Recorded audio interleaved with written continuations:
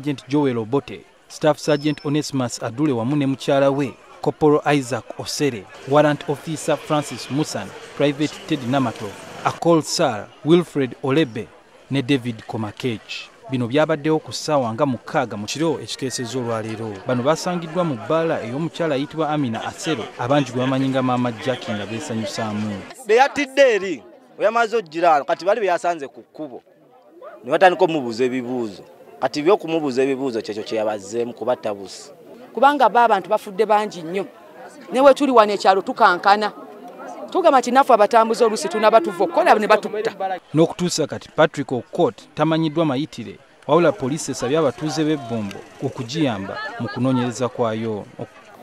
Enteekateeka zikoleddwa ez'okuggyawo abafu batwalibwe bakeberebwe era nga amagye gakolaganira wamu ne poliisi okulaba nga abantu bano baggyibwa emulago gye batwaliddwa emibiri gyabwe gikomezebwewo wano. Y'omwogezi w'amagye Kano Felix Kulaije avumiridde ekikolwa kino era n'ategeeza ng'amagye bwe gataddewo akakiiko ak'enjawulo okunoonyereza ku ttemu lino.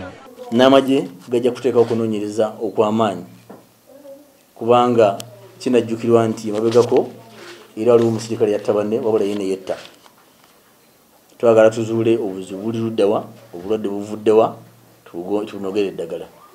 Kulaije atubuulidde nti omujaasi ono abadde akozesa ebiragalalagala era yongeddeko nti amagye gakola butaweera okulwanyisa empisa ensiiwuufu mu bakuumaddembe.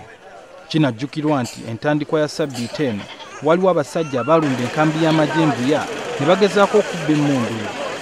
Amagye gattako omu, omulala n'akwatibwa.